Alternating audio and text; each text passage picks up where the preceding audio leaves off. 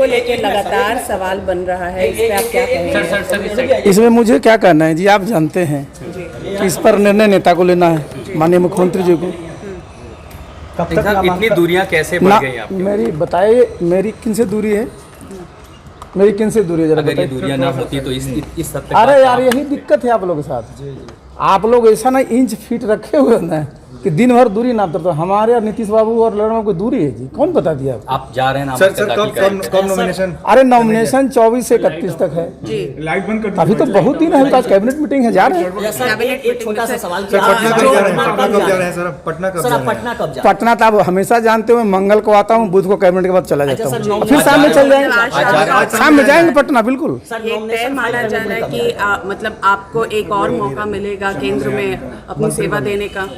अब ये तो देखो, हम फोरकास्ट तो बाबू जानते नहीं जी।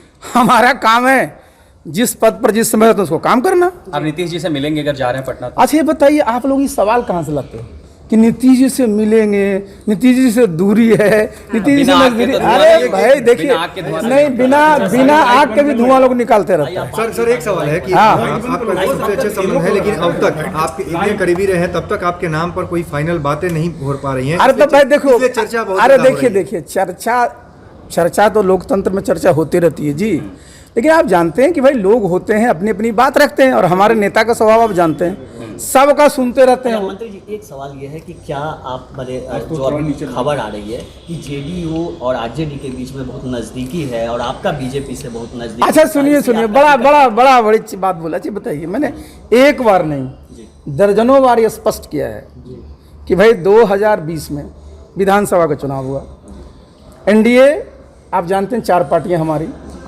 बीजेपी, जेडीयू, आदरणीय मांझी जी की पार्टी, मुकेश सहनी की पार्टी, ये लोग मिलकर करके बहुमत में सरकार बनी। तो भाई 2025 तक तो जनता ने वोट दिया एनडीए को। ये बीच में लोग कयास कहाँ से लगाते रहते हैं, और जो कयास लगाते हैं ना वो सिर्फ जो तिलंगी उड़ाते हैं। आपकी जो नजदीकी अच्छा बराबर, अच्छा सुनिए, अच्छा एक बात देखिए, मेरा एक स्वभाव है, मैंने कहा भी है कि जहाँ मैं रहता हूँ अपनी पूरी ईमानदारी से काम करता हूँ, तो मेरी बीजेपी से नज़दीकी आज की है जी।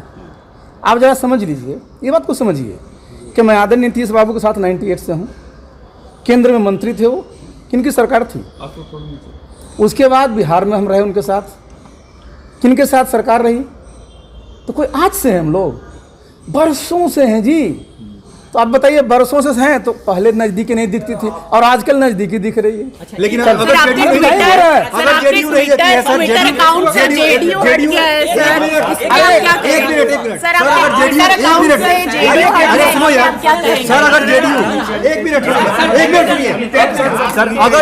अगर जेडीयू आपको नहीं भेजती है तो क्या बीजेपी में आप शामिल होंगे? ये अच्छा सुनो यार, क्या बोला मैंने, आप लोग दिन भर कयास लगाते रहते हो, ये नहीं होगा तो क्या होगा, क्या नहीं होगा तो ये होगा।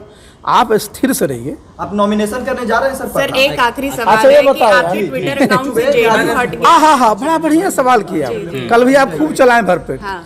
वो मेरा कौन सा अकाउंट है पता है ना आपको? ट्विटर ऑफिशियल अकाउंट है। हाँ, ऑफिशियल अकाउंट है, जहाँ की जनवरी से है यार, देखियो पढ़ोगे तब ना। मेरा अकाउंट है, मैं केंद्र में मंत्री हूँ, केंद्र में हमारे प्रधानमंत्री हैं, तो फोटो किनका लगेगा जी? अब एक रूम हो कि सर अब उसमें क्या था, इस्पाती इरादा, तो हम कोई हमारा कोई अपना पार्टी का हमारा वो नहीं ना है जी, इसलिए इसको भी आप लोग चला देते हो। नॉमिनेशन के लिए कब जाएंगे आप फाइल करने के लिए? अच्छा पटना तो जेबे करेंगे तो काहे चिंता करते हो? तो मतलब नॉमिनेशन हो जाएगा ये तय? अच्छा फिर आप लोग जो है नामांकन भरेंगे कि नहीं, तो एकदम सीधा सवाल, नामांकन भरेंगे? अच्छा तू ये बता दो, हाँ तुम जानते हो कि भाई नामांकन के पहले जो नामांकन 24 से 31 तक, आज 25 से ना तो खाली परेशान हो अभी है कैसे करेंगे सर हम नामांकन? जेडीयू पार्टी से। अरे यार मैं किस पार्टी में भी हूँ सर? आप केंद्र में अच्छा मंत्री बन गए, मैं किस पार्टी में हूँ? जेडीयू में आप। तो फिर सर आप केंद्र में मंत्री बन गए, और जिस तरह से अकेले नीतीश कुमार ने उस समय इस बात से इनकार किया, मना किया था 2019 में, आप 3 साल बाद अकेले जाके मंत्री बन गए, तो शायद कहा जा रहा है जो अकेले लगाई जा रही है अपनी पार्टी के नेता को ये पसंद नहीं आया। अच्छा सुन लीजिए, ये बात मैंने एक बार नहीं दर्जनों बार क्लैरिफाई किया है, और अब फिर सुन लीजिए, ये पूरी तरह से बिल्कुल अफवाह है। और मैंने जो यहाँ जब शपथ लिया था उसमें नीतीश बाबू के पूरी सहमति से शपथ लिया था, और मैंने ही हमारे राष्ट्रीय अध्यक्ष को भी बता दिया था कि कहाँ से आप लोग चलाते रहते हो। जैसा ये बताइए, अगर मैंने अपने मन से ले लिया था, कोई इस्तीफा मांगता ना हमसे?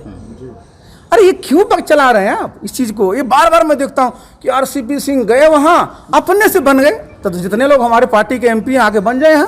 जिस जनता दल यूनाइटेड द्वारा ये जन सुनवाई कार्यक्रम रखा गया है, जो जिसमें हमारे सभी माननीय मंत्री जी आते हैं, जनता की समस्या को त्वरित समाधान के लिए कार्रवाई करते हैं। और आप जान रहे हैं कि माननीय मुख्यमंत्री नीतीश कुमार जी सिर्फ बिहार ही नहीं, देश का विकास के लिए सबसे विश्वसनीय चेहरा है। और जो उन्होंने बिहार में विकास मॉडल प्रस्तुत किया है, जो अन्य राज्यों के लिए अनुकरणीय है। ठीक है सर। और सर, एक सवाल है, अभी दिल्ली में आरसीपी सिंह ने बयान दिया है कि मेरे संबंध नीतीश कुमार और ललन सिंह दोनों से बहुत बेहतर है। और उनसे जब ये पूछा गया कि राज्यसभा की उम्मीदवारी का आपका क्या हुआ, तो बोले कि वो मुख्यमंत्री नीतीश कुमार तय करेंगे। एक ही मंत्रिमंडल में आपके सदस्य हैं, तो इतनी संशय की स्थिति क्यों बनी हुई है? देखिए, इस पर तो हमारे माननीय मुख्यमंत्री नीतीश कुमार जी अधिकृत, हाँ, माननीय विधायक दल की बैठक में उन्हें अधिकृत कर दिया गया है और हमारे सर्वमान्य नेता हैं, उसी सर्वमान्य नेता ही उस पर अपना स्टैंड साफ किया है। जो समय है उस समय पर निश्चित रूप से आप लोग को मालूम हो जाएगी। कब तक हो जाएगा? बहुत जल्द ही, अभी तो समय है ही नहीं। जेडीयू में किसी तरह की कोई गुटबंदी और कोई विवाद नहीं है। सब लोग माननीय मुख्यमंत्री नीतीश कुमार जी में आस्था रखते हैं। और आप जान रहे हैं कि सिर्फ हमारे दल में ही नहीं, हमारे घटक दल में भी जो है, सभी घटक दल के नेता भी हमारे नेता के नेतृत्व में भी विश्वास रखते हैं, आस्था रखते हैं, और उन्हीं के नेतृत्व में सरकार चल रही है।